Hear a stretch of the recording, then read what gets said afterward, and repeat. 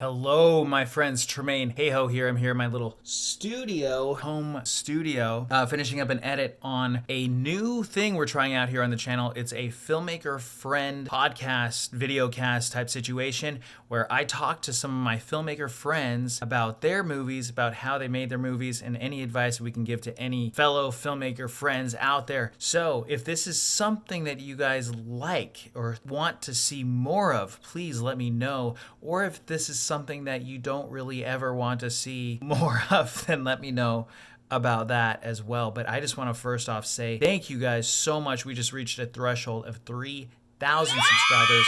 I'm so happy. I'm so stoked. I'm so grateful for you guys. If you guys are new here, welcome. My name is Tremaine Hayho. We make a lot of different things here. We make music videos, short films, feature films. We got a lot of cool, interesting things in the works. So stay tuned for that. But right now, you're about to see me talk to my friend Matthew Roca, who's an awesome filmmaker who has his movie on Amazon Prime. We talk about how he got past making his first movie on Prime and any advice we can give other fellow filmmakers. He also watched Rideshare, and we talk about that as well. Thank you guys again. Oh, and also we just got approved for monetization, so we can put ads on here. So, oh my gosh, it has been an awesome time. Rideshare is actually almost at 20,000 views on YouTube. So a lot of cool, fun, exciting things are happening here at Hayho Studios. We'll talk more. I'm gonna get off my high horse right now and show you the feature presentation. Hope you enjoy. Hi, everyone. My name is Tremaine Hayho. Welcome to this very special occasion here. We've got a good fellow filmmaker friend of mine. He comes from San Diego. He's made a lot of short films and a feature film as well. And he's working on a new film. So we're very happy and excited to have my good friend Matthew Roca here. Matthew, welcome. Hey, Welcome. Tremaine. I would say Thank welcome you to so the much show, for but having me. this isn't really a show, or it is a show. Maybe it is a show. I don't know. We will call it a show. We will call it an epic show. It's a pleasure to be here. Thanks for having me on, man. Yeah, you're welcome, man. Thank you. Thank you for for doing this. I mean, yeah, this is a chill discussion by all means. You're not Barbara Walters, are you, or am I? Or am I Barbara? We'll call you Diane Sawyer. Diane Sawyer. Okay, I'm Diane Sawyer. Maybe you're Katie Couric then. Katie Couric. Or Anderson Cooper. I don't know. No, I don't know. I'm trying to think. But yeah, man, where do you want to start? Should I tell my rideshare story? Please, yes, by all means, My yes. story of being the passenger on your movie. Oh yes. Oh, that's right. Yes. Let's see. So I was honored and privileged enough to read Rideshare as a script when Tremaine created the script whole cloth, and we did a really fun read through of the whole thing. And I remember vividly that day because me and Tremaine were just reading it out loud, and it was a really fun thing. And I remember thinking, like, this is filled with only Tremaine, like, trademark dark humor. And it was something that was so imaginative. And I was thinking to myself, gee, I hope that he can get like the right actors to deliver this kind of deadpan humor that is going on in the script and stick to his guns with the vision, which I knew you would, but just to such a fun journey to get from point A to actually get to read your amazing script and just hope that it all remained true to the great stuff that you did with the dialogue, and then to see it all of these years later and to really be like, oh wow, like that, I remember, like all these little things came back to me, like, oh, I remember that piece of dialogue and that little like weird character beat and this and that, and like, oh yeah, he kept it in there, that was great, like that was still, it all remained true to your original vision. So it was really fun to get to see that and to really just have like, there's not a lot of contemporary filmmakers that I am excited to, in terms of fellow filmmakers, I guess you should say. There's only a few where I'm like, oh man, I can't wait to see the next so-and-so's movie when he's done with it, or and that was with yours. And it was such a great thing to finally get that opportunity and that time to watch it and take it all in and just be, and take all the notes in my head and and be like, man, Tremaine did it, dude. It was great. Well, thanks, man. Thank you so much. That means a lot. And you know, you helped me out big time when we were reading the script. So you were one of, like, I think it was you and my friend Mario. A shout out to Mario who really read it. But you were the only one that actually sat down together with and went through the whole script. Oh wow, really? Before. Yeah, man. And yeah, I appreciate you doing that. Like, I came down to San Diego and we were in the coffee shop, right? And then I think the coffee shop closed. So we were like hanging in my car, right? Reading this script. That's and then, right. and then I remember like those like weird people were like staring at us. And I'm like, or no, they were like really weird and shady. And I'm like, in the parking lot, right? yeah. And I go, Matt, I'm like, don't look now, but there's some really weird people over there. And what do? You look immediately. You're like, it's just like, I'm not a very subtle person. no, I shouldn't have said, but it's like with anything. When you say like, don't look, like you're going to want to look, like, you know, but I didn't think it would be that obvious. Like, I remember that was like a really kind of cool, like spooky omen for the script. Cause that's true. Cause I remember we were at like Starbucks or whatever, you know, and I think it was getting late because I think we had read my script earlier in the day and then we read yours and we went back and forth and we took all the notes and stuff. And so it was getting to that closing time. And then I remember like we were reading all that creepy stuff, just, you know. Yeah, and it was late, loud. got late at night. Yeah, it was like late at night, So like dark. And like, yeah, in this like parking lot, in this, you know. that was very fitting. And they started yelling at us, like, you know, hey, what the hell are you guys looking at? You know, we won't say what he really said, but we drove.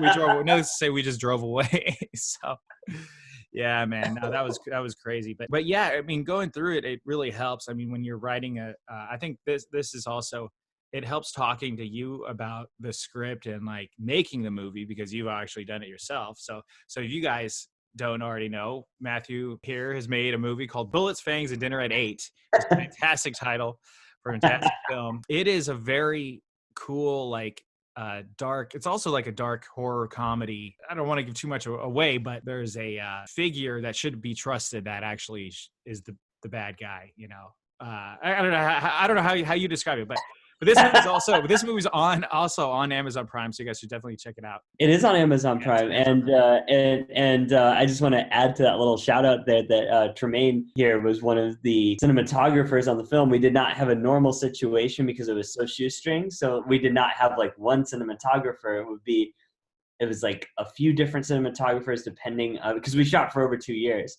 And yeah. Tremaine, I thought it was like 7 years, Matt. Wasn't it? It was 2 years production. Oh, 2 years was the like production. 4 years of pre-production and writing, and then like another year and a half of editing. So yeah, it was about 7 years. And Tremaine's cinematography though is incredible. He did some of the most like violent, grotesque, crazy scenes, which was part of the fun too with this movie, because like we talked about, and I know we'll get there, but just that there's not like the cinematography in your film is so good too, and there's not, but it's kind of the opposite in that regard, that you don't see a lot of the violence, but it's implied, and there's a lot of sinister horror, but it's implied through the character rather than overtly seeing it. So Tremaine, I feel like we both have a very similar like dark sense of humor, and we just went in like opposite directions with the gore. So that was like interesting to see. And yours is more of like a character piece about just this guy's psychology. So and that's the thing, dude, is like that's the beauty about film, is that we could take completely different approaches to the same material. Like, you know, I would actually be interested in seeing how you would have taken that story, or what you could have done with the kill scenes. You know, I think it's something, it's like I get like a lot of compliments, but I also get a lot of complaints. Really? Well, not really like a lot of complaints, but people have said like, well, this is bullshit. It's a horror movie, but there's no blood. There's no gore in it. You know what I mean? Like, so you don't get to see the deaths, right? So, I mean, the people that like to see all that stuff, like they don't really get to see that. And that's kind of where I also wanted to challenge myself to make a PG-13 movie and Yeah. still try to make it scary. And it's the easiest just to call it a horror movie because it's like, it's a horror movie.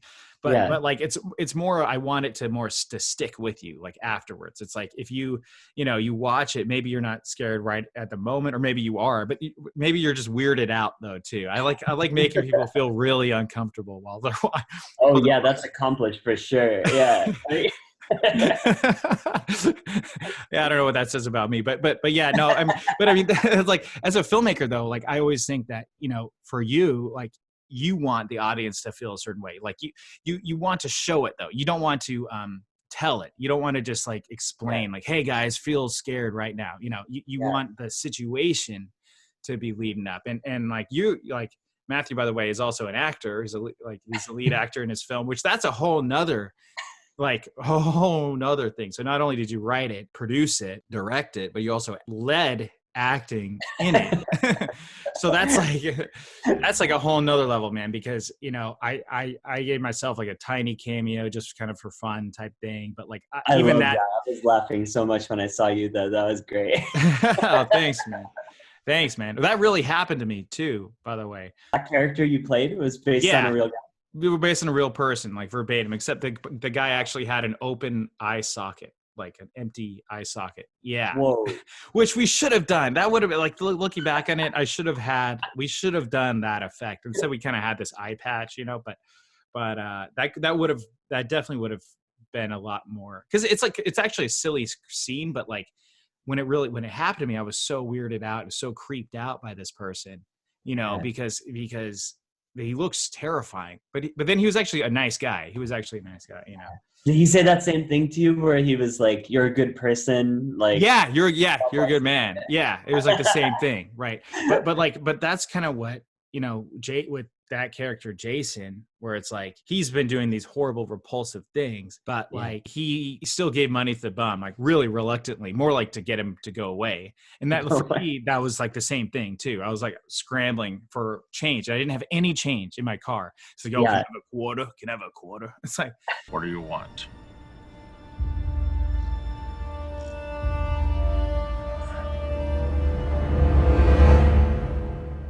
You got a quarter.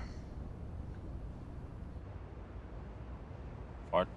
Yes, for one quarter. It's like, all right. But like, I think I just emptied all my change, or I just went to Coinstar or something. I literally didn't have a single quarter. And I'm like, oh my God, scrambling for a quarter. This guy's like at my window. I can't go anywhere. The person in front of me's, stopped. There's someone behind me. I can't, you're at the drive-thru, you're stuck, dude.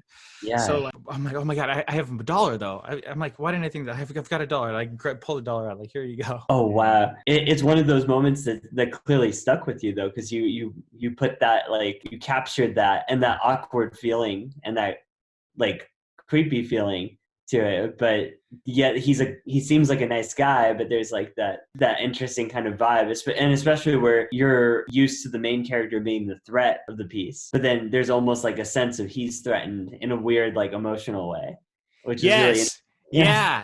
And then I don't know if you noticed, but like when the bum grabs the $1 and he like touches his hand a little bit, Jason like pulls his hand away. He doesn't want to touch this person. He wants him to just go away. He felt so weird, like where you said he's the one actually making everyone else feel weird. Man.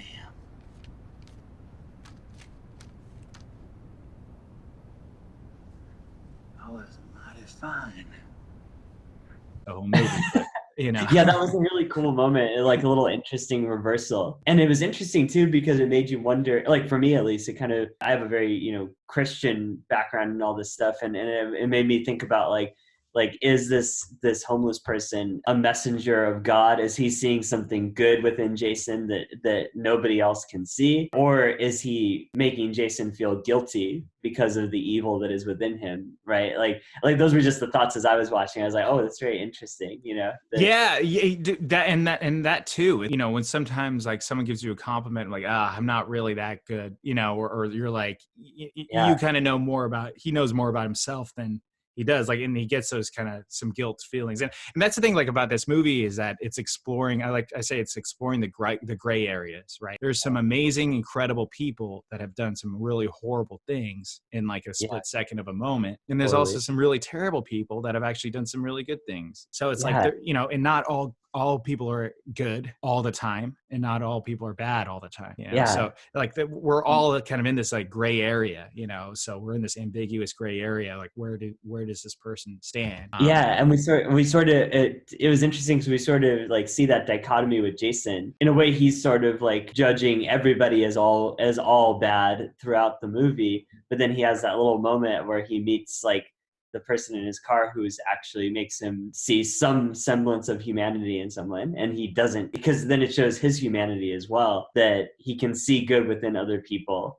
And usually he's got like his like cynical like society is evil goggles, and we see through that lens and we can understand through that lens why he feels that way. But then he can also see little shreds of humanity in other people, and it brings out like a brief flicker of his humanity, which is interesting about his whole arc in the story. Thanks, man. Yeah, you know, it was something where I was toying with the idea of cutting that whole scene altogether, because I'm like, well, it's kind of a longer scene. It kind of slows the movie down a bit. Now, you know, a lot of people say the movie's already really slow to begin with. So it's like, well, I was kind of toying. I'm like, oh, you know, it is that arc where he actually kind of has to have this meaningful conversation in order for him to, you know, or else it'll just be like the same thing. Like, oh yeah, you know, he hates this person. He wants to kill him, you know, every time. But it's like, oh wait, he connects with someone. And not only that, it's someone that he was judging to begin with, because he looks like, you know, Bela Lugosi or, you know, whatever. But there were like a lot of like subtle things where we were just randomly, you know, driving on that street, and then it ended up being right near Hollywood Forever Cemetery. I don't know if you noticed, but he's like, oh, I got to go to work. He's like, oh, you work here? He's like, yeah, I've got the graveyard shift. You know, and then you see it's Hollywood Forever Cemetery, you know. So it's like, and like, by the way, have you been to Hollywood Forever Cemetery? I was just gonna say that's one of those places that, you know, back when I lived in LA, it was one of those things. It was one of those, you know, there's so many LA things like on your list to do, and that was one of those things that was always on my list. I never got around to doing it, but I definitely, you know, I'm in San Diego, so I would love to come on out and check that out and do it. Dude, you got to do what they do. It's really cool. What they do now is they do movies. They do movie screenings at the Hollywood Forever Cemetery. Dude, I heard that. I wanted to do it over the last Halloween, actually. I really wanted to go see, gosh, I forgot what it was. I think they may have been doing Nosferatu or something. I really wanted that'd be epic. Oh my gosh, yeah. Dude. Yeah, it was, I saw The Birds. Alfred Hitchcock's The Birds. So it was awesome. It's just surreal. And there's like 20,000, literally 20,000 people there outside. Wow. Like it's a big screen. You know, the sound is loud, and like, it feels like you're at a movie, but you're at, you know, and it's warm outside. Like, it's so cool. And you would think it's really weird and creepy, but it actually isn't that creepy of a cemetery for being a cemetery. The monuments are amazing in it too. So like going to like guerrilla filmmaking types, you know, where like, yeah, it would be really cool to film a scene at that cemetery, but like there's like certain lines where I won't cross for guerrilla filmmaking, you know what I mean? And like, you know, filming in the cemetery would be kind of one of them, you know. You mean in terms of like the permissions needed, or permissions? Yeah. But that's I wanted to ask you about that too. I was curious, I was just curious about the whole guerrilla approach and all of that. Like, as you know, that you know, that's what we did with Bullets. Was everything was so guerrilla. You know, that we only had like quote unquote permission for one place, really. You know, everything else was like people's homes and like on the street when we could catch a shot. So I was just wondering, for you, like, how guerrilla did you go with like the locations and with shooting in the car for that length of time? Like, how were you able to achieve all of those car shots like that? Did you have any kind of jib, or were you just doing it all inside the car? Like, yeah. So yeah. So that's a so that's a great question.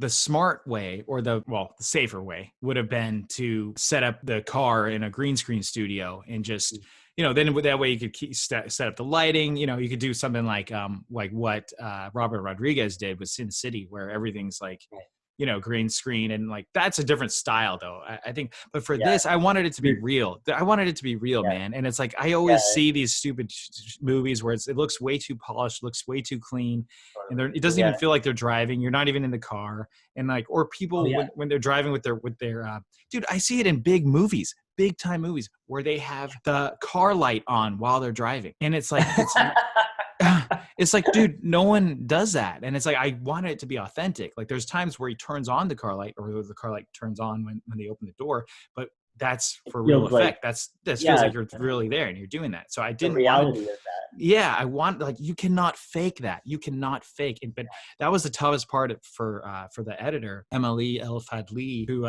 edited the film, and I did the cleanup of the edit. But she did the vast bulk of the editing. Where, think about it this way: it's like when you're in a car, it's a complete nightmare. I mean, it's it's a complete nightmare. Like you're going one way, oh, there's a green light. Oh, you're turning right in one take. He's turning left in the other take. The good take is he's going 25 miles an hour. A bad take, he's going 85 miles an hour, or like then it's so like, and then also trying to make it match, trying to make it look like it's the same ways. Like there's some times where it feels like he's turning around a bunch because he was like driving around in circles at one point. I'm like, okay, stop making some turns, just drive one way, So we kind of try to keep things consistent to say like, okay, we ended up finding streets in Los Angeles. And it helped big time, the fact that we filmed at night, because if we filmed at the day, it would just be impossible with traffic. It would be traffic, the movie, So Yeah, exactly.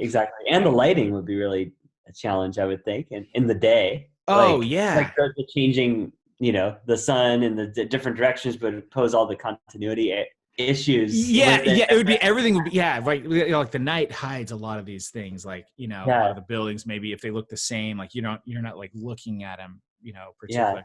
But there's certain times where it's like there's certain buildings that are lit a certain way, and it's like, oh, you see that building, and then like and in a scene later you see that same building.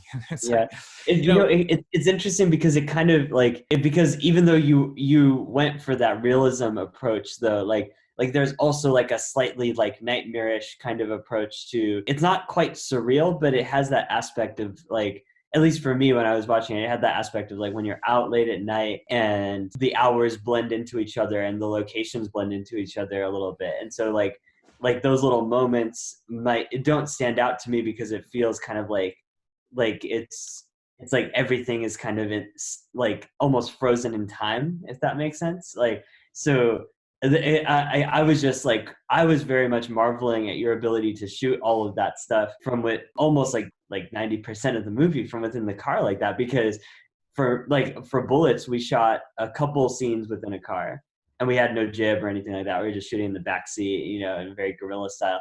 And I know exactly what you mean. We were filming in like a little suburban area, so there wasn't even like a lot of crazy buildings and stuff. But even then, like the continuity could be difficult to match. And I actually just acted in my buddy's movie, Fruitful Mold, which he's editing. And nice. Yeah, it was really great. He was actually one of our actors from Bullets, Brian Butler. Sweet, dude. Yeah, I like that guy. He's cool. He's awesome.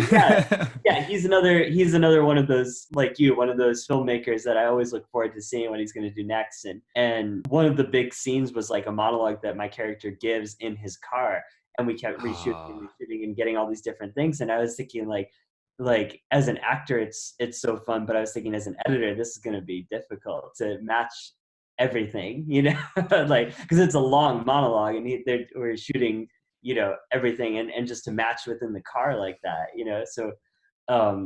so anyway, that's why I was really impressed with how you were able to keep that consistency within the car and to keep those shots in there like that and keep most of it contained that way. It was well, thanks, man. Thank you. I mean, it helps. It's that benefit, and it could also be the detriment too, because it's like, okay, how do you keep things interesting with having mainly one location in a Prius?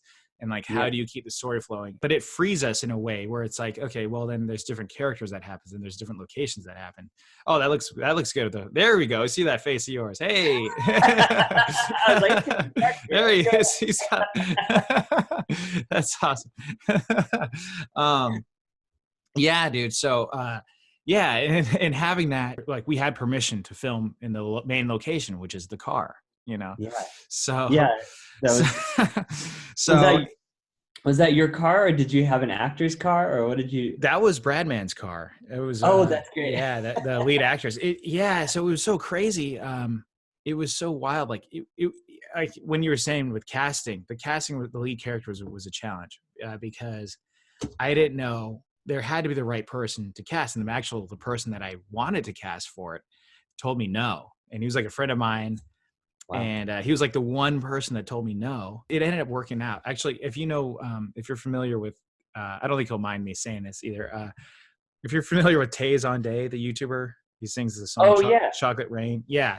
Yeah. So he's always told me like, hey, he'd love to play a villain in a movie. He'd love to play like a kind of a sinister type villain. Yeah. And I was thinking that like when I was writing, I'm like, oh, it'd be cool if he was this lead character in this film. And that's what I was thinking of. And I sent him the script and he said no.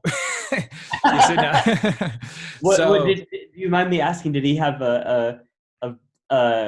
a reason for, like, was it too disturbing for his? He had a kind of a laundry list of reasons, but they're all fair. It's all fair. I don't hold anything against him, and I don't blame him either. And I think a lot of it was, there was a scene with a cop when he gets pulled over. Oh, yeah. And it's like it was a bit. It was kind of like a race thing for him. He kind of felt uncomfortable about it. And actually, and I didn't want to like get. I didn't want to get to race or have that be something in the movie. I want to avoid all that stuff. Like that's not like, part of the story. You're telling. This isn't like I'm not going to say it's not part of the story. So I didn't want to go there. So it actually worked out, the fact that the lead character was over, instead of like having his skin color as an excuse, he had his weight as an excuse. Oh, because I'm just totally. fat. I'm a fat Uber driver. Pulling me over because I'm fat. I'm pulling the first fat guy you see. That was great. Yeah. So like he's using that to his advantage, right? He's using that, and then trying to make the officer feel bad, or trying to like. And the officer's like, no, it's not anything to do with it. But it ended up working out a lot better that way. Something about Bradman's, the character's like presence, like when he's there, he's like there's a physicality and there's the physicality. Yeah, completely. And it's something where you don't see that many lead characters that are like that. It's like they're either super big and ripped, like Jason, who's like someone who's tall and like doesn't say a word. That was a bold casting move too, because you could have gone that route of trying to make him the stereotypically Hollywood look, or the charismatic or attractive kind of guy. You know what I mean? Like that I feel like that's what like a bigger like Hollywood movie would have done to make him a seductive character.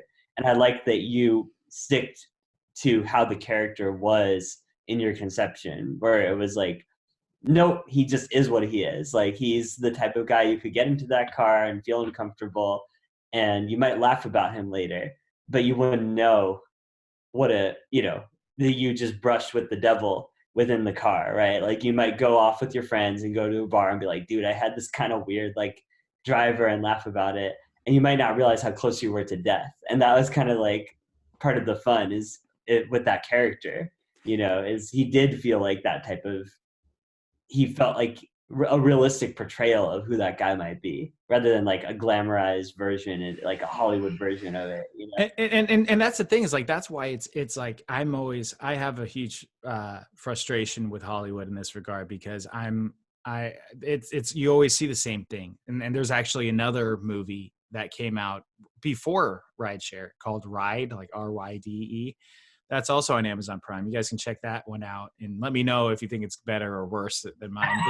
But they went that route. They had like a handsome younger guy, and he ended up being like this serial killer type, and it's like, okay, like I feel like we've seen this a million times. I feel like we've seen. And like, hey, all the credit to their movie. I thought they actually did a lot of things better than my movie. Like, they had a lot of establishing shots better. They had outside car shots better. They showcased LA a little bit more, but mine was a little bit more contained, and it was a bit more. It wasn't trying to be too flashy. Like, we could have done a lot of drone shots. We could have done a lot of exposition and had like these cool, transitions and everything, but we kind of wanted to keep it simple and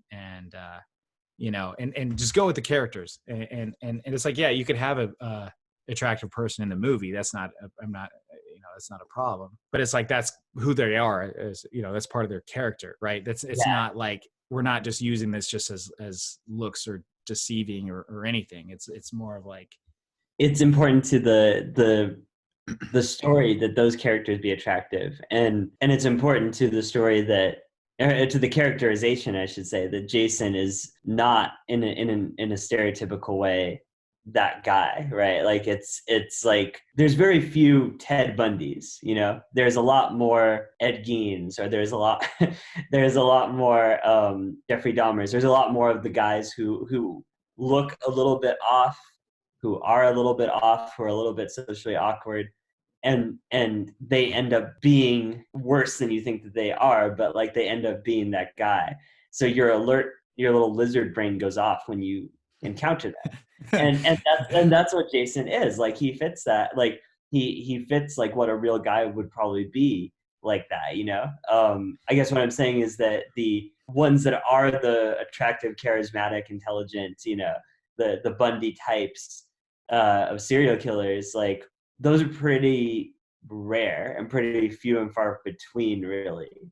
And Hollywood has made it seem kind of like that's like the idealistic representation of what that is. It's almost romanticized the serial killer trope, and you've kind of taken it back and been like, nah, there's nothing romantic or like sexy or cool about this. This is just this guy who's lonely and sad, and who has his own hatred of society, which in some ways is relatable, and he's just doing it. Like there's not, you don't need any kind of like glamorization of the guy.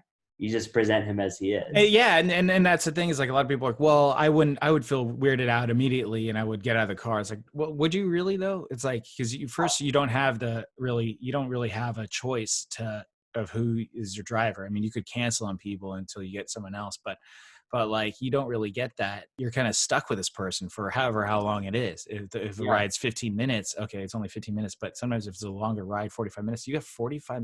You know how long 45 minutes is if you're in an awkward, talking to someone awkward in a way? It's totally true. It's totally true. And no, I mean, everyone, that's what's called hindsight bias, right? Like everyone in hindsight, they know they're watching a horror movie, so it's like, oh, like I would get out of that car. But like in real life, you totally wouldn't. I mean, like me and my girlfriend were in we were in an Uber with a driver who was super creepy, super weird, and like driving really badly. Like we were a little bit freaked out, honestly. And we laughed about it later, but it's one of those things where like we're not going to stop in the middle of the ride. We're going to just hold on to our hats and hope that everything's okay, and then hope that we can just laugh about it later, as we did, right? But if that person ended up being Jason, then that would be a whole other story. Yeah, totally. Yeah, totally. And that is the thing. It's like you don't.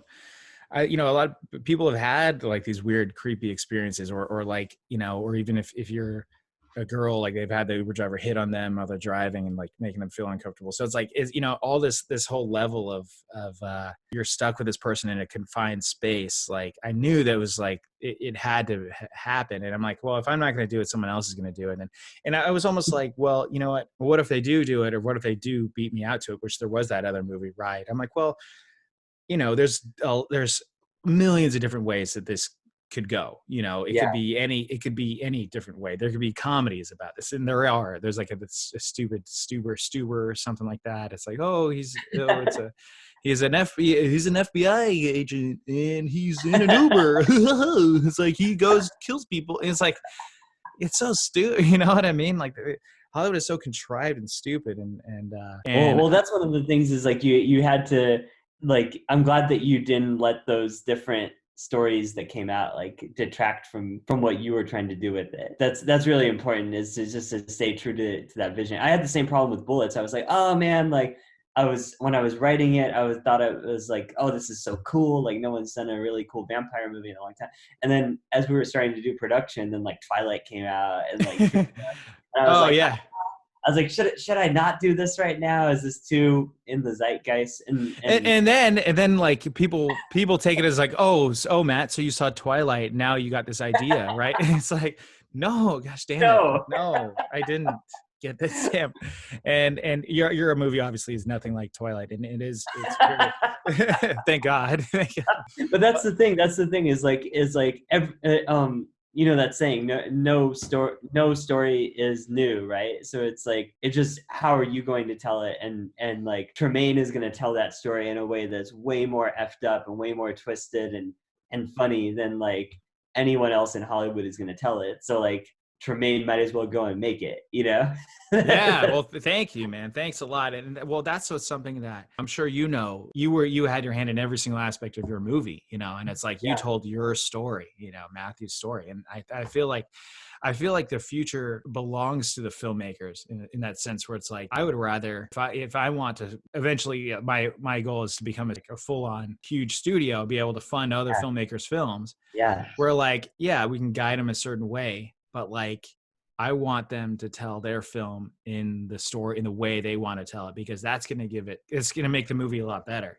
I feel, and it's going to be more honest and a more original, more unique, instead of saying, oh, here's this cookie cutter thing. Like, hey, like, I'm not going to say I won't do that type of movie, that if I know it's going to make a ton of money, I'm not going to lie. But I mean, I love movies that I feel like they're giving us their all. They're not just like, saying, oh, this would be a funny idea if a FBI guy was in a car in an Uber. It's like, Yeah, like just a a sitcom joke thing. There's something deeper, to the movies that we gravitate towards, right? And I always see your whole studio thing as like, I always kind of see it as like you're gonna create that next like United Artists kind of thing, where it's like it's supportive of independent up and coming filmmakers, and people who are of that next generation like that. And I know Francis Ford Coppola did that too, where for a while, where he was creating his own like production company, and he was like supporting Scorsese and like,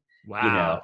Spielberg and stuff. And I was like, yeah, I could see Tremaine being like that producer person, and like all of, like our little inner circle of filmmakers being kind of like that next generation going forward and doing that stuff, Yeah, dude, thanks, man. Yeah, and that's what we're looking at doing. Like, that's what we're I'm looking, we're working towards, and that's, I think, we're already in the right way. And for me, I'm like, what, I wanted to produce these other movies, but like, it was almost like I had to like prove to myself that I could do it. Like, I could do it my own. Like, I don't want to direct every single movie. I don't want to edit every single movie that I make, but I want to, build a massive movie studio and support artists that are creative and unique and original.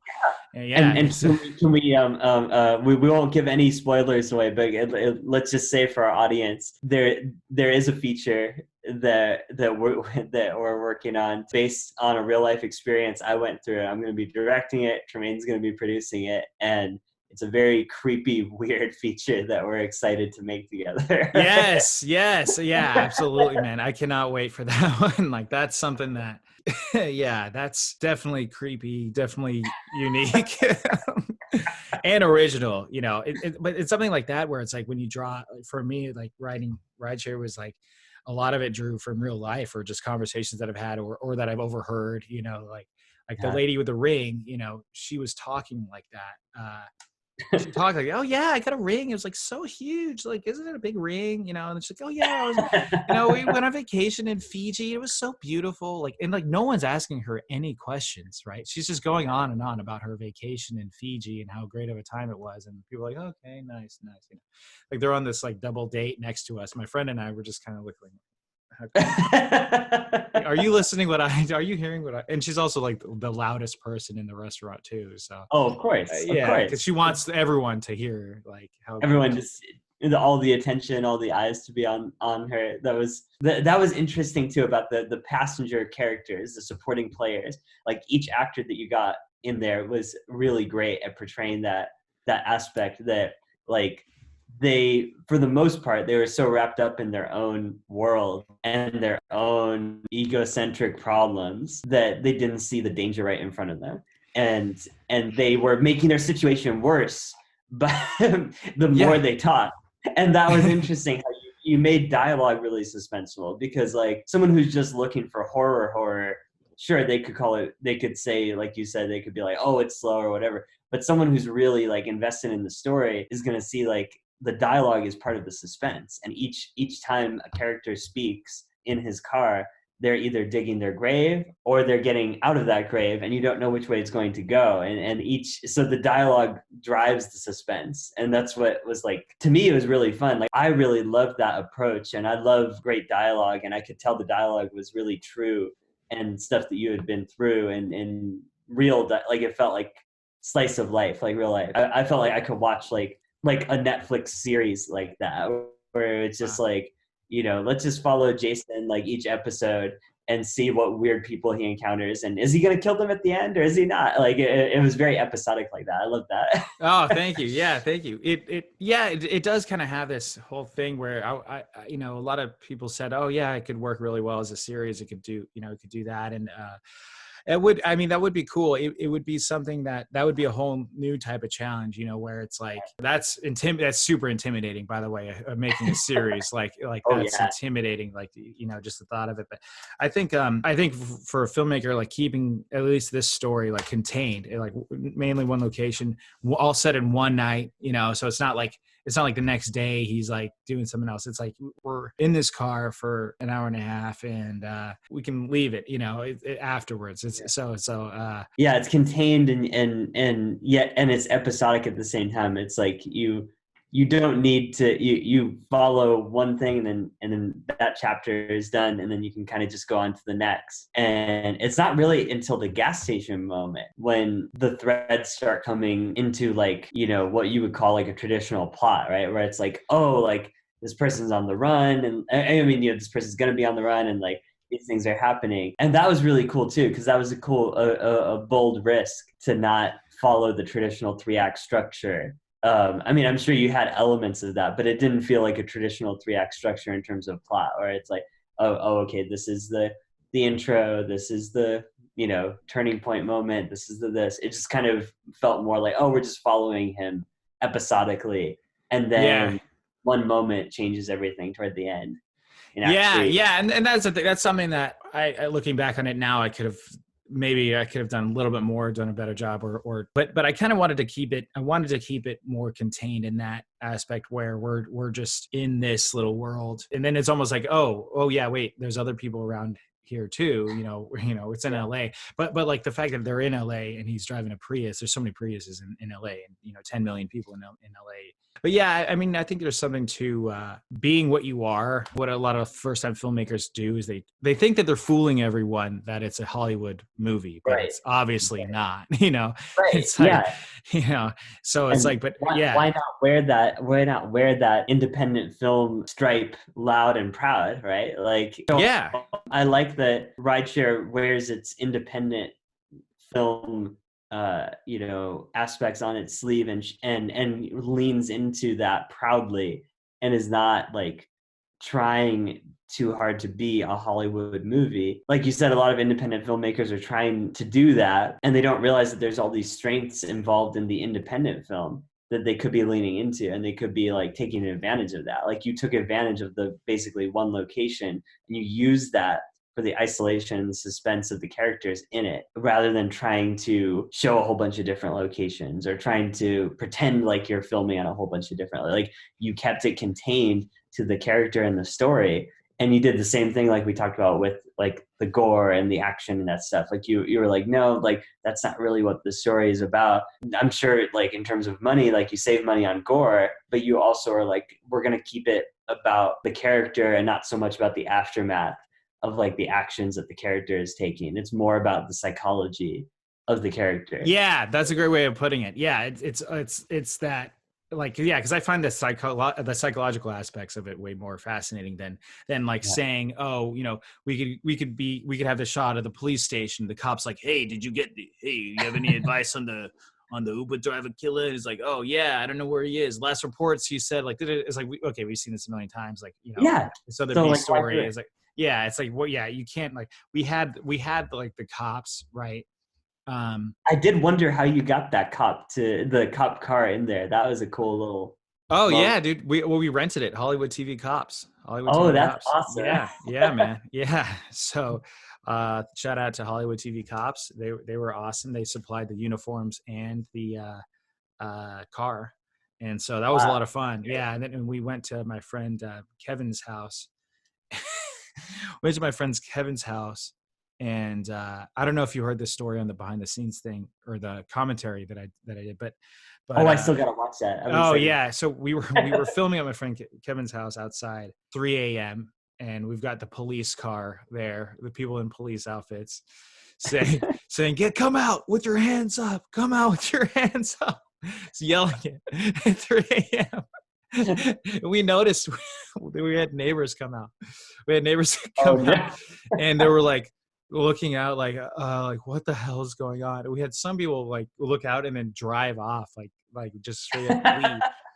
Later we found out that there was he lives next to a halfway home, so like people that are like, Whoa. you know, that maybe this stuff happens you know, to them, Yeah. or they're afraid of this These happening. people coming out of the So like I was like, we got so lucky and blessed. Like that was, you know, of course we did have a camera out there too, so luckily that if people, you know, were scared, you know, They listening, could see it's a movie. they could Yeah. actually come out and see that we were filming a movie, you know. But like I'm sure there were people that were just in their beds just like thinking like, oh my gosh, like this is you know, I hope What this is that? Like, oh what no, is what happening. what is dude, you're actually quite lucky that it didn't escalate into a real cop situation, because that happened to me before. Oh yeah, what was the happened? cops.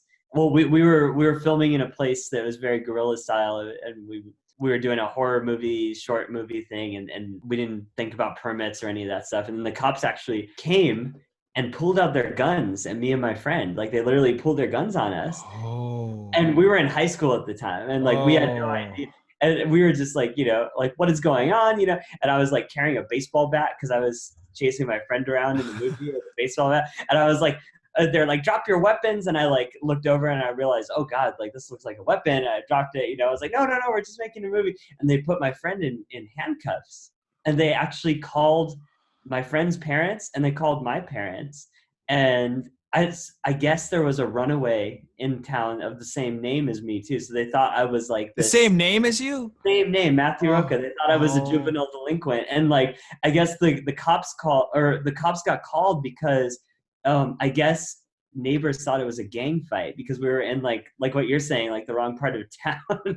And so like, you know, luckily they ended up watching the footage and laughing and realizing it was Thank but God. it Yeah. could have been a lot worse. Oh my gosh. Yeah, that could have been terrible. And that's the thing is like that, you know, guys, be careful when you're filming. If you guys are any filmmakers out there, just be careful. Just be careful. Like I try to avoid the whole like having weapons out in public thing. Like, Yeah. you know, unless it's like a really like secured area, or if it's like someone's backyard that looks like we're outside, you know, it's like because they could, you know, who heaven forbid, if you're running around with a gun or something like that and it looks real, like They would be in there. That's what they told me. They said they would have been in their legal rights to shoot you. Yeah. if I didn't put my bat down. So yeah. So Like- and that's the thing. Like you know, as a high school kid, you're just thinking like, oh yeah, this will be fun. Run around with the bat. I'm the killer. You're the good guy, whatever. And like, there's some serious like horrible consequences. And then not only that, I mean, you could also get fined. You could get, you know, you can get ticketed. You can get fined. So it's you guys be careful. You know, It's always a good idea to, whenever possible, and you're doing a violent, crazy scene, it's always that, and I think we both learned that hard way, you know, but like it's always a good idea whenever you're able to like notify all of the neighbors, right? Like you never know who's going to complain. I mean, even for the last thing that we did too, it was, we were doing a scene where it was the KKK and then the bad guys for the upcoming movie I'm making. And it was like, we told all the neighbors, we let everybody know. And even though we still let everybody know, there was still a neighbor that came out and was like really freaked out and like, what's going on? You know, like, even though we thought we let everybody know, it was,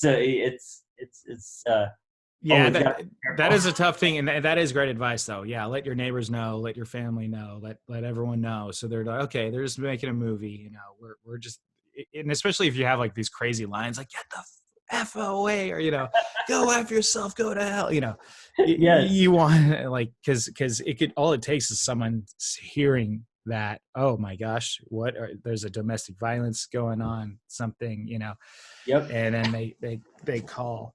And we are now back. Welcome. We're back here. It's Tremaine Hayhoe speaking with the amazing and talented filmmaker, Matthew Roca. Welcome back. Thank you, Tremaine. Great to be back. Great to be back. I went to Florida in the meantime, guys, so that's why. I went nowhere interesting. I only went to my bathroom, but Tremaine here, he traveled across. Yeah, man. All across the U.S. on the other side. But yeah, so I want to get into it, like the type of advice that you would give first-time filmmakers. Yeah, absolutely. So I think it's really important for first-time filmmakers to remember to stay true to their vision. And when kind of going back to what we talked about a little bit earlier in terms of like staying true to our vision, when like, for example, the vampire craze was happening and I was doing Bullets, Fangs, and Dinner at 8, or when another movie that had a similar quote like plot to Rideshare was starting to come out at the same time, like that did not deter us from doing what we wanted to do and staying true to what our story was.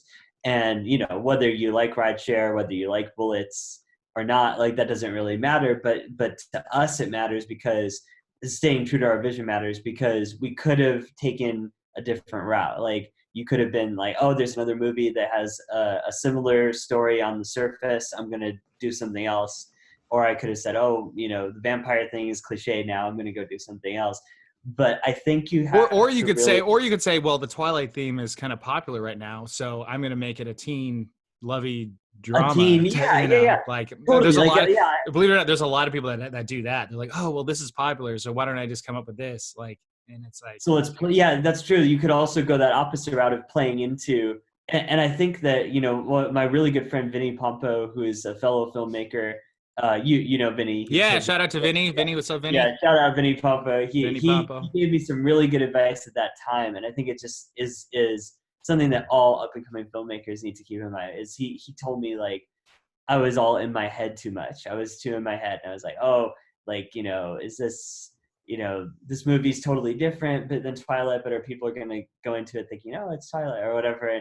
And he was just like, dude, stop. Like, just think about how unique you are as a person.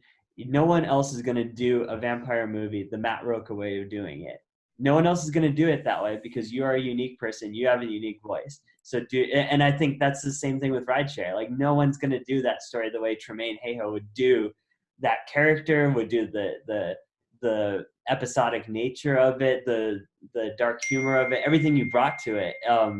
And so I think that that's important for up and coming filmmakers to always remember that they need to stay true to their voice, and they can't that they can't let what's popular either detract them, or like you said, they can't just play into what's popular just because that's what it is and lose their voice in the machine. The up and coming filmmakers, keep your voice, keep what you want to say. It's coming from your own experiences and your own original place. So like, stay true to that. Dude, that's all. Yeah, that's awesome advice. I think it's something that all filmmakers struggle with, because it's like, well, you want to come up with something unique and original, but you're like, oh, everything is done before, and not only has it been done before, it's been done really well before, right.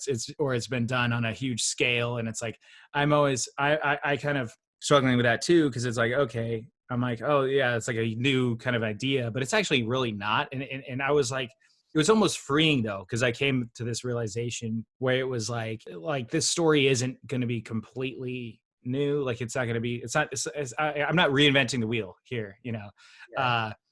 But that being said, it's like a kind of a new spin on this genre. And like you said, knowing that no one else has had these experiences that I had, that I'm putting into this movie, no one else has had, or people have had similar experiences, but no one's going to do it the way that I did it. So it's like, oh, knowing that there's other movies that have the same similar subject matter, killer rideshare driver, killer Uber driver, that's actually freeing. I actually think there should be a bunch. I was like, hey, I'd love to see how other people do it. Yeah, exactly. And I think it also like could help even rideshare, because it's like, oh, you've seen this movie, maybe you like this. Yeah, right. Check so it's out.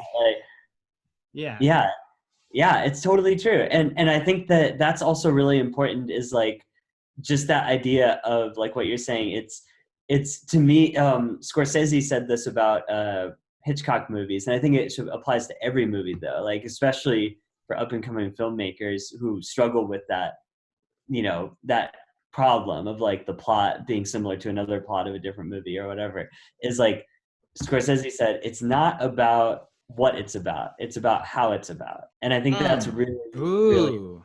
right. Like Wow. it's how it's about. It's how is Tremaine going to do it? How is he going to tell this story?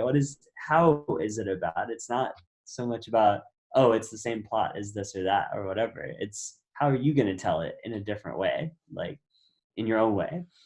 Yeah, and I think once other feature filmmakers can realize that, it's like, I think another thing is like stop trying to copy other people. I think a lot of people try to be, if they love Quentin Tarantino, right? They want to try to be them. Yeah. And I think a lot of first time filmmakers do it. It's like, for me, I did the same thing because I loved Hitchcock, right? So I wanted to be Hitchcock. So one of my first short films was like a shower stab scene, like literally straight out of Psycho. So it's like, like we've all made these mistakes, and you're actually supposed to make those mistakes, but make those early on, I feel like, and, do it on a smaller scale, make those mistakes, with little short films or whatever that you're going to throw on YouTube or whatever.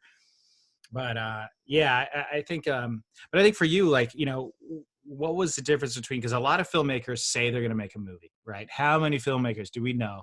You probably have friends or acquaintances. Maybe they're not really friends, but acquaintances are saying, oh yeah, I'm working on my movie. And like, they never do it. They never get it done. What's the difference between someone that is like that and then someone like that's like you, for example, that actually takes the action and puts it into, does it?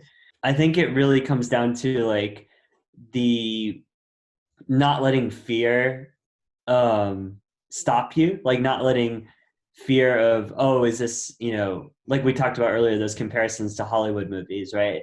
When I went into Bullets, Fangs, and Dinner at 8, it was like, this is going to be a down and dirty guerrilla independent shoestring, horror movie. And because that was the resources, or some would say lack thereof, that we had at the time, I was like, okay, let's embrace that aesthetic and work that into like the type of movie we're doing and make a really fun, like creepy, funny B movie, right?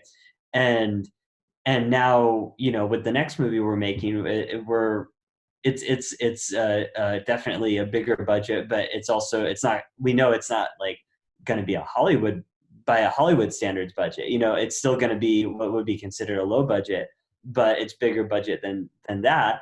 And so we're trying to work to those strengths. So I think that it's a lot of filmmakers who get stuck, I think, are always waiting for the money to come in, or always waiting for the perfect inspiration to hit, or the perfect thing to get them.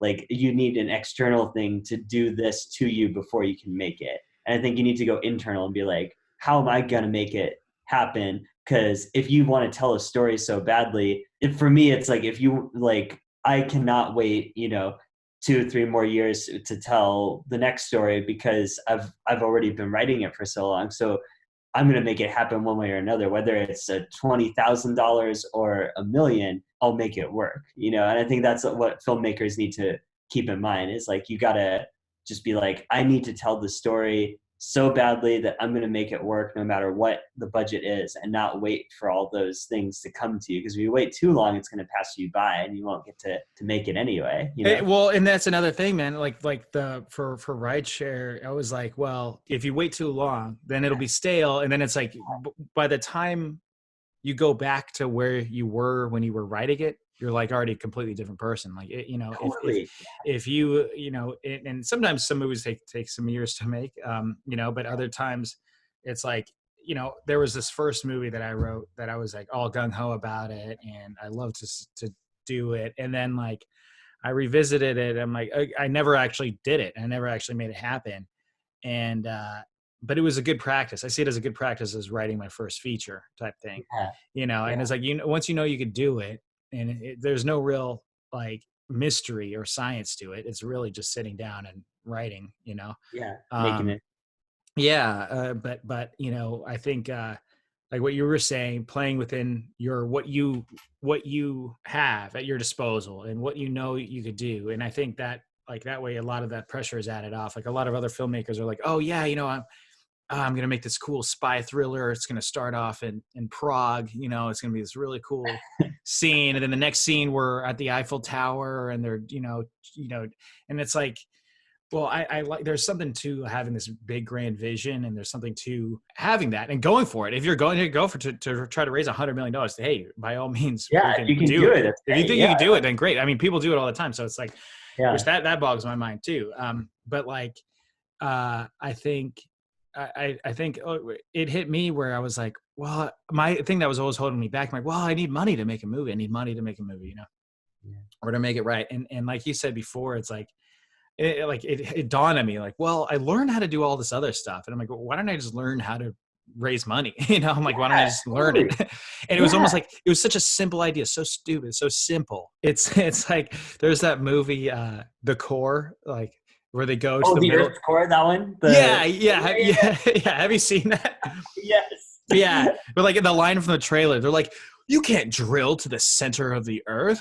And then the other person goes, but what if we could? That's it. That's it. And then it's like, it's almost like this light bulb moment where you have this light bulb moment of wait, what if I could? Like, what if I could do it? What if I could raise them? What if I could, and then it's like, oh, wow. Okay. Like, why don't I just do? What you're talking about is so important too, because so many okay, for those who do not know, me and Tremaine went to film school together at San Diego State University. We only had one business and film class, only one class that taught us about the business aspects of film, right? Did you take that class? And correction, actually, you went to the film school. I was a film critic major. I didn't get in. I got denied by the film program at San Diego That's State. right. You were I remember that because you and me were always like, it was funny because we were always like, we're far enough away from college now. We can say this. Yeah. We were always very elitist. Like we were always laughing at a bunch of other student films. Not that they were all bad, but there was a lot of them that were. They were all bad. Let's be real. They were all bad.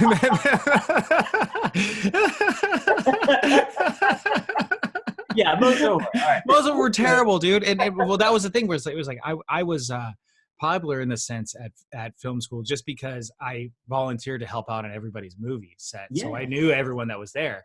People thought that I was in the film program. Little did they know I did not. I didn't get in. I got denied. You volunteered on the very first test shot we did for Bullets. Remember that? We shot in I want to say it was 16 mil for the 16 mil class I was taking. We shot at SDSU campus, and we did that whole thing. And I think you were the cinematographer for that. But anyway, we're going on a tangent. Yeah, we're going on a tangent. The point I'm trying to make is we only had one class that taught us about the business side of things, and that's something that I think a lot of people could benefit to up and coming filmmakers could benefit to learn more of, because like Tremaine is saying, like, we know how to write a script, we know how to tell a good story, and we got all those elements in place, and we study the great people like Hitchcock, Scorsese, Tarantino. We study the storytelling, so we feel like we kind of know that stuff to an extent, right? But the business aspect is a whole other thing, and that's something that doesn't get taught as much as I think it should.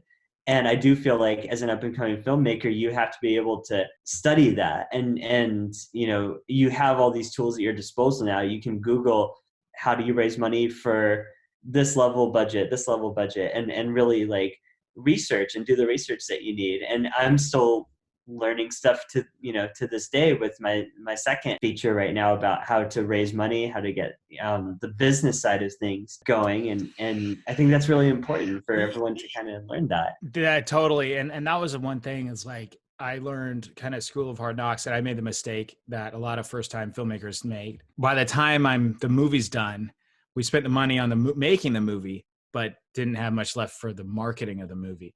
Yeah, so the post-production. Yeah. So like, let me ask you this, like what type of marketing tactics did you use for Bullets, Fangs, and Dinner at 8? What did you do? Did you do anything wrong? What could you have done better? What did you learn from that experience? That's a great question. We definitely did a very grassroots thing where we were doing lots of crowdfunding. We were doing lots of, we did Indiegogo.com. We did like a campaign for fundraising on there, and we were marketing through that, and we were marketing through like social media, and just doing all these little like little teaser trailers and different little promo videos that pretty much I would put all this kind of stuff together and do the Hitchcock thing, right? Of like talking to the camera. I and love like, that, by the way. The one, oh my gosh, dude, the one that you had was so funny. It was like, I think it was the one in the church where you're like at the church. Yeah, and you're like talking to this lady, and you're like, what? I don't know what you did, but like you gave her like this like freakish grin. Oh yeah, she was like a real lady who worked there too, and it was, that was pretty hilarious. There's like a really awkward pause. And it was, but it was like, it was perfect though, because it was something where, you did the Hitchcock thing where it's like, it's all about the movie, but there's nothing about, you're like, oh, something happens here, something happens at this place. Something dreadful happens here, but we won't tell you that right now. Like, just teasing the audience. Yeah, dude, that like, I feel like, that was really great. I could have or should have done stuff like that, but I think that's the thing is like, oh, dude, so I recently saw this movie. You're probably gonna like this, dude. I recently saw the movie Birdemic. Have you heard of it? No, but that sounds like an awesome title. Oh my gosh. So this filmmaker, he wanted to be the next Hitchcock. And he loves The Birds, the movie The Birds. Oh, yeah, so he wrote his own like romantic, like thriller about birds attacking. Right. And it happens to be one of the worst movies of all time, or best bad movies, for example, best bad movie. Like on that kind of best bad movie of all time, where acting wise it's horrible, the effects are terrible, the birds look awful. Like the acting is so wooden. I remember you now. You were in my English class. I was. Yeah. But the bottom line, the point being, he tried to sell his movie. He went to Sundance, right? Obviously the movie didn't get into Sundance. The movie didn't get into Sundance, but he physically went to Sundance during the film festival, and he had this old beaten up old van. And what he did was he took all these big, huge fake birds and plastered them all over his car, put a bunch of fake blood all over his car.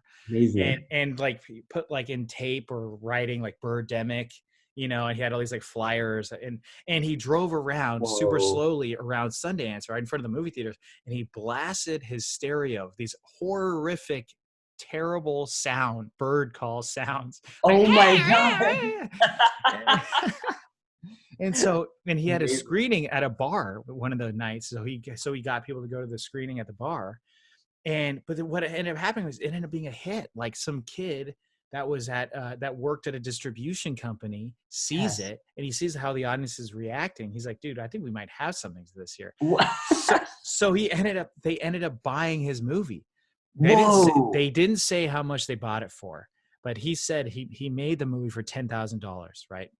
Yeah. He didn't say how much they bought it for. I'm guessing it was probably around the same. Money, But like, I mean, hey, he sold his movie, and then they had all these screenings, and it's like this huge cult hit now. Like he sells out these screenings, and like, they ended up making a sequel. He had a fan give him $300,000 to make a sequel. Yeah. That's incredible. Yeah, dude. So like, it's really, this guy, the story of this guy, he's a middle-aged guy I think he's from Vietnam. Wow. And he did it. I mean, he did his dream, and like, but like from that's that amazing. Yeah, dude, that marketing, I'm like, gosh, like, how can we channel do something like that to get attention? Maybe go to Sundance and do something to get people's attention. Yeah, totally. Yeah, it's like that's really such a cool story, because like regardless of the quality or lack thereof of the movie itself, it's like the guy knew how to market himself, and he knew how to get his movie out there, and he knew what type of movie it was, like that. Like that's it's funny because like he tells everyone that it's like Hitchcock, and it's this romantic beautiful love story, and it's a thriller too, and also he has this he's got the good message of saving the environment and global warming. Oh yeah. And he has those characters that are preachy, like, I'm not worried about the blackbirds. They're not the dangerous animal. It's the human species that's the dangerous, menacing, and terrifying animal. They're going these long monologues about the planet and everything, which is fine. I mean, hey, when you have an agenda, that's cool. But it's like, I think there's that difference between like having this agenda and then like shoving it down everyone's throats all the time. Yes, totally. Yeah, that's Yeah. great though. I want to check that out. That's really funny. That's Oh really, yeah, it's on Amazon Prime streaming, so you guys check out that's Birdemic. Yeah, so yeah, you can stream it for yeah, dude. So, but I think I always find that to be inspiring because I think another thing is I want to ask you about is how have you dealt with criticism? Like I want to talk about like good and bad. Let's say, and let's start with like some of the bad stuff. What are some of the things that you've heard from either whether it's online comments or whether it's someone you know? What are some things that you've heard that have kind of stuck out? And how did you react to it? And how did I react? Criticism, like to me, I like to think that I am pretty self-aware about what type of movie I'm putting out there. So, for example, with Bullets, like I knew it's definitely not going to be for everybody, right? It's very low budget. It's, got lots and lots of gore, like even by traditional horror movie standards, there's a lot of gore in that movie. And it's also a weird movie because like there's moments where it's genuinely horrific. And then there's like literally a second later, something like really goofy and will happen that like you should be laughing at, right? So I knew that it's people who get that kind of like pendulum of craziness are gonna like really dig it, and then people who don't realize that that's intentional might not really enjoy it or might not know what to think of it. So I'm pretty open to that kind of criticism. I think the ones that stand out to me more are like, for example, I've noticed that some people go into the film because of on Amazon it goes by genre, so like it goes alphabetically, I think, so it'll be like comedy, horror, thriller, right? So like some people have written poor reviews from the spectrum of comedy where they're like this was not remotely funny, like, you know what I mean? this was like, and then other people have written bad reviews from the spectrum of like going into it just as a straight horror movie and being like, what was this, right? And so I understood those critiques. I felt like the only way to understand it is to go into it knowing that it's not going to be a straight one genre thing or another. So like those type of reviews, they just made me laugh because I knew that would kind of be coming, like I knew not everyone would get that kind of thing. The only ones that will bug me is like, or the one, like once in a while I'll read a review where it's like they seem like they kind of understand what it's trying to do, but it just didn't do it for them. Like, like, oh, I know this is supposed to be a horror comedy, but like the horror didn't land for me and the jokes didn't land for me. And like, it's too low budget to succeed and like that kind of thing, like those kind of reviews. And those bug me a little bit because, but I'll also kind of just think, maybe that person maybe they like the what we're trying to do, but they're not able to see past the really obviously low budget to really get it or whatever. So, well, and that's the thing is like someone commented on Rideshare, like this looked like this cost $50 to make. Right. And so it's like something where I had to just like laugh that off because people have no idea how much money movies actually cost to make, even a no budget film, like how much it costs and how much that adds up. And two, I had to just kind of laugh it off because it's like, okay, why don't you go make a movie then? It's like, so I feel like I also want to ask you this question, like, how have you felt like personally, you've always been the same person, right? Matt Roca, but you have one period of time where you always wanted to make a movie and never did it before. Yeah. And then you have it afterwards where you've wanted to make a movie and you did it. How has that affected your life? Oh yeah, because you're right. It's like that to me is like, that is way more important than film school, right? Like that making your movie is just making it, but and that was like, so for me, the first movie I ever made was actually I was an early bloomer because I made my first feature, but it's it was a complete amateur high school thing, but I made it when I was in high school. And even in high school, I had all these like aspirations of like, it's like, we're going to make a 2-hour thing and we're going to, and we actually did. But Wow. it was That's yeah. impressive, dude. Wow.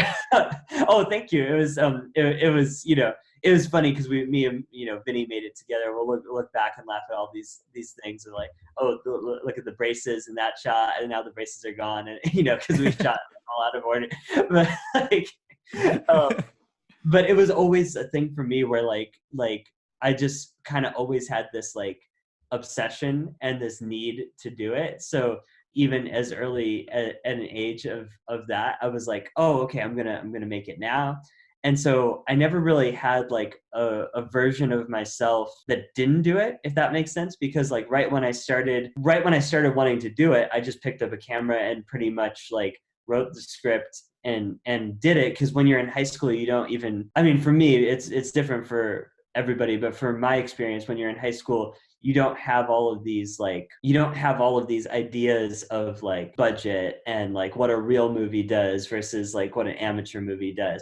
You're just kind of like, for me, it was just kind of like, I'm in my own head, my story's great, I'm gonna do it, it's gonna be awesome, you know. So I never really thought about any of that stuff. I was just like we're gonna do it, it's gonna be great, it's gonna be amazing. And then we just, you know, like I shot it for 4 years, and you know, all my friends dropped out of it, came back in, you know, like, so I just had that mentality then going into college, and then wanting, I guess college was just the phase of like, I knew I wanted to make bullets the whole time. And for 4 years, it was kind of like film school was, there was some really good positive things about it, but also I felt a lot of times like, oh, I could be just making my movie instead of this. You know, so, and that was the thing. That was my whole thing. Like before, I didn't want to go to college straight out of high school.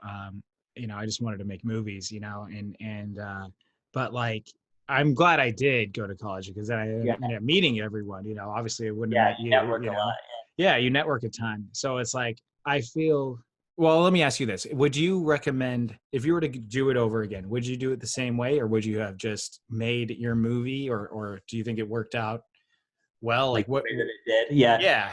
Yeah. I think I would definitely recommend film school for most people going, who want to pursue it, just because I almost dropped out of film school because I was like, you know, after in the second year, I was very bored, and I was like, oh, well, Tarantino didn't do it, why should I have to do it? So like, That's you know, true. so like that, I almost dropped out of it, but then I'm glad that I stayed, because for one thing, you meet some of your great circle of friends or people that you're going to keep networking with and keep making movies with. You and me met there, right? Like we continue to talk to each other about all of our creative stuff to this day, and that's amazing, you know. So you make some of those lasting relationships that if you were just in your own bubble, just trying to do your movie just by yourself, you wouldn't necessarily make those connections and make those friends and people who are going to be in your movie or part of your movie. So I think that college is really important for that. Like for most people, I think the only thing I would do differently, and this is, you know, just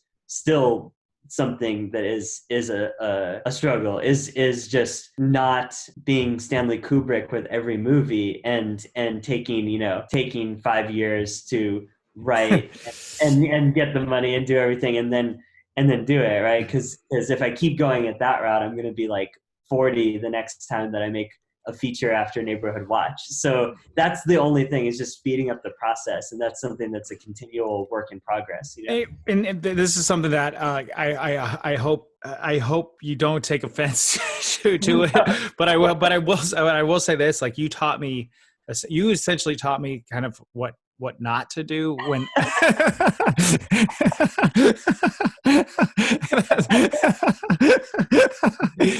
in that regard, only in that regard, because I'm like, man, like that is, I admired your dedication, because you were talking about the movie the whole time. I'm like, well, damn, is he going to make this damn movie or not? You know? Right. and you know, and it's like, you know, I was like, well, you know what? I wanted to, hey, if I'm going to be shooting, I want to confine it into 2 weeks in a row and then be done. Like I didn't want to do. It was 2 weeks of production and you were 2 good? weeks. Yeah, we were good. That's awesome. That's yeah, awesome. man. That's yeah, great. dude. So yeah, that's what we're trying to do on the next one. I'm trying to learn from your example there. Oh, thanks, man. Well, yeah, I mean, well, but that was the thing though. It's like, but you had to still, but the thing is, at the same time, like you still did it at your pace, and you did what you could with what you had, you know. So it wasn't like, I'm not saying like, oh, you know, he went about it the wrong way or whatever. It's like that was just it was just kind of something how everyone kind of does it. Think about it, the amount of people that start their films and never finish them, dude. The amount of people, dude, like the amount of sets I was on on San Diego State, and like the amount of short films I actually ended up seeing, like that actually were completed. Like, Yeah. dude, I think there was 3 out of 30. I Like, know. ish, yeah. I still try to find some of those ones that I was a part of, trying to see if they're floating out there anywhere, you know? They're not. There was one I like helped out on one time, and it was like, you know, and it's still like it's featured on my IMDb, like the main video. I'm like, I don't want this damn thing to be featured. Oh, yeah, how do you get that stuff off, right? Yeah, I know. I think you got to pay for pro, which I should probably do that. But it is something where, you know, I feel like you learn. You're there to learn, and you learn from other people. Like, hey, what can you do? What can I do to help you? And what can you do to help me? And like sometimes for me, what not to do. Sometimes, you know, like I learned, you learn what to do and what not to do, you know? Yeah. So Exactly. but yeah, like I said, like, dude, yeah, you know, if there's anything that I could do to help you speed up any of this process, you know, or in your stages of filmmaking, but you know, I'm definitely, you know, willing to help. Because I guess I feel like you know, every single movie we make, if we you know, you want to keep going, you're going to get better, right? You're going to get way better. And it's like movies don't need to take 7 years. They don't need to take 4 years, you know, anymore. Like, cause I think we're past that experience. I think, you know, 1 year is a solid amount of time, I feel like.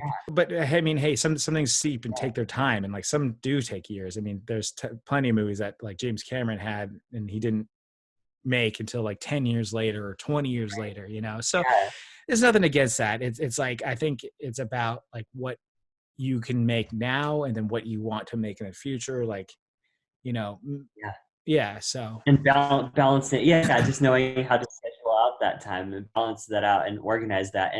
And I think that's so cool and exciting. You were able to shoot that in 2 weeks like that. Cause that's what I'm going for with the next one. And so that's really awesome that you were able to keep it confined, keep it to that schedule, be done with production, and then you get to really spend that extra time in post-production doing the editing, getting it out there. So that's really incredible. That's awesome. Thanks, man. Yeah, I mean, but the thing is, I didn't plan for post-production as well. Like, I didn't have a time. Like, you had a timeline. I had a timeline for production, but not one for post-production. You know, so it was like, you know, that is an aspect that I could have done better. But yeah, it was another thing though too, because it's like I have done the whole like, you know, hey, ask people for favors type thing, and you know, hey, can you be in this movie for a weekend? I only need you for a couple hours. Like, I had done all that stuff, and I'm like, you know, I want people to I want to be able to, like, it helped having, because I raised the money, it helped that I was like, okay, no, you're getting paid.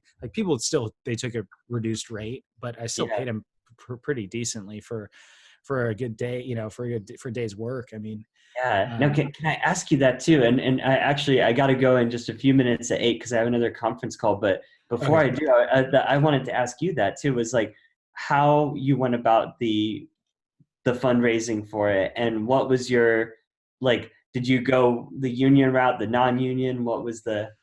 So okay, so yeah, it was non-union. Only because I'm still not familiar with the whole union stuff, and like, then there's like, I don't know, that's a whole nother thing. I went, it was non-union, but it was a day rate. Basically, you hire people on a day rate. So, and when I raised the money, you can basically sell units. So you could sell units of your film. It's kind of like stock.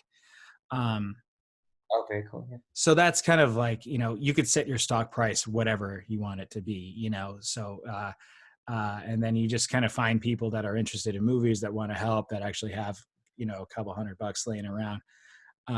Nice. You know, so it's like, so everyone gets paid, you know, anywhere between $200 and $200 a day, you know, nice. to like, 600 or something like that. Depending on who they are, the level of talent, what they're going to do, you know, there's all that aspect as well. Experience as well. So, but yeah, I mean, a lot of like for instance, a lot of union day rate minimum. If you're a principal actor, it's $800. If you have $800 minimum, if you have one line, you have to pay this actor $800. Wow.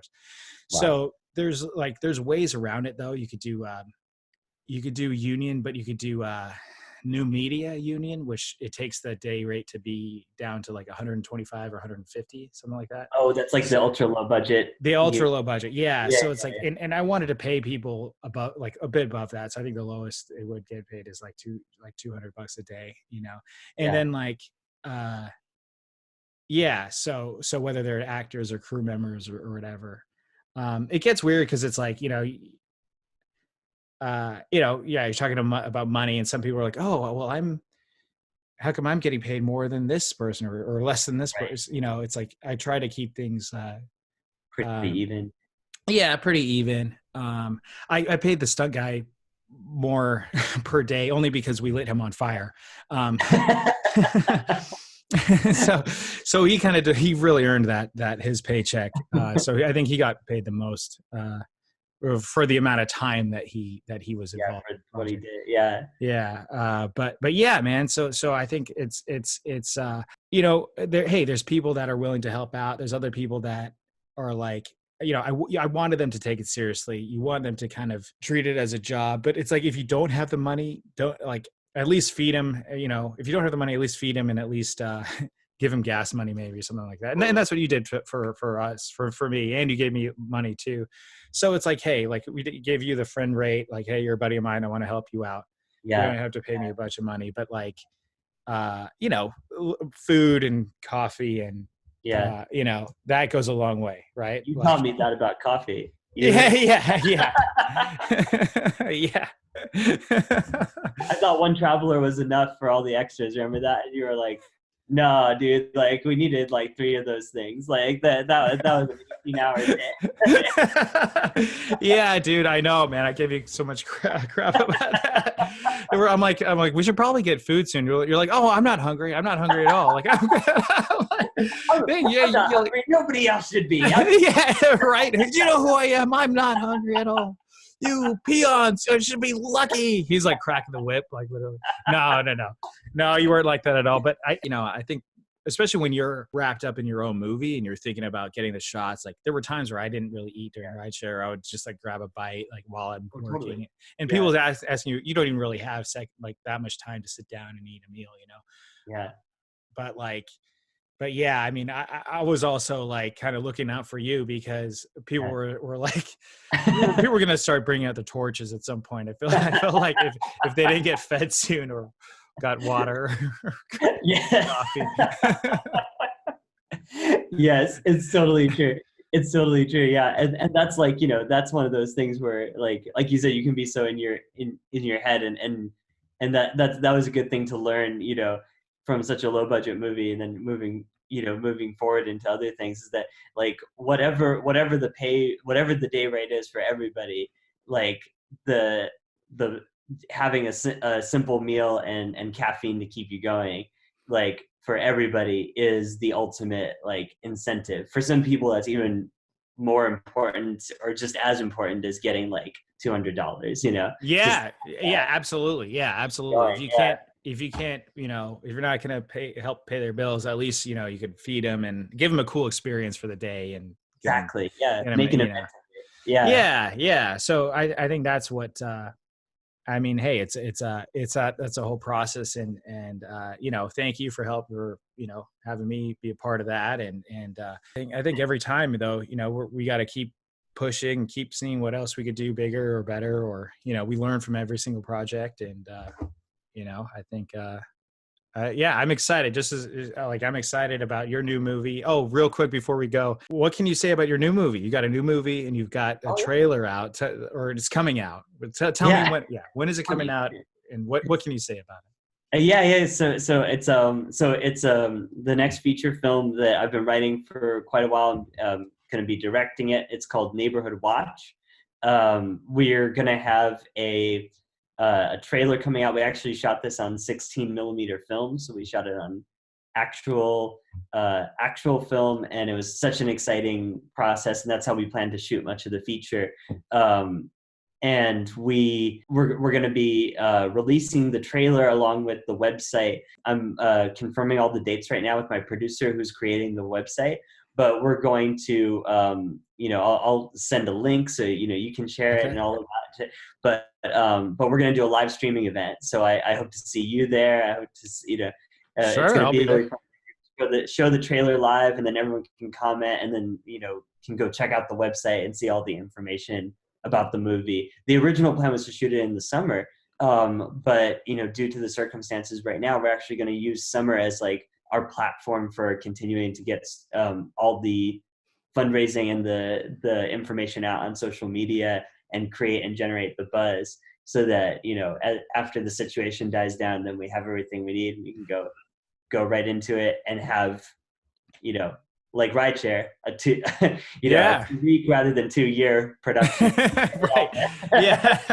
Yeah, totally. Yeah, I mean, well, it kind of blew my mind because there's filmmakers that talk about their movies, like, and I was watching a Mel Gibson interview, and I love Mel Gibson, and he goes, yeah, for Braveheart, all we had was 60 days and like $180 million or something like that. And I was like, oh, you poor thing. You had 60. Yeah, that's all you had. Like, God. I was like, can you imagine, right? Like, dude, we'd be Midas. Dude, it's insane, man, dude. So it's like it boggles my mind how much money. And like I was watching a Clint Eastwood interview as well, and he talked about one of his first movies starting out, and he goes, oh yeah, he's like, yeah, well, those days we were working with real low budgets. Like, I think this picture was like $600,000 at the time. It's like $600,000 for like in the '60s. Like, are you joke? Like especially for back then too. That's like, wow. Yeah, dude. So I know, man. One day though, we're gonna get there. We will get there with our next project, man. We will. Yes. Little by little. It's little by little. That's awesome, man. That's awesome. Well, awesome. Well, hey, I know you got to get to your thing. I'm got to get to my thing. And dude, I want to say thank you so much, man, for talking. This has been a lot of fun. It's fun catching up and talking about our new projects, our old projects, and our new projects, right? Yeah, man. Hey, it was a pleasure, man. Thanks so much for having me on here. It was fantastic, and you got to close by saying Rideshare was freaking fantastic. Those who have not seen it, go check it out. It's a wild ride. You're not going to know what to expect the entire time, and that's what makes it so much fun. So that's what I got out of it. It was a blast.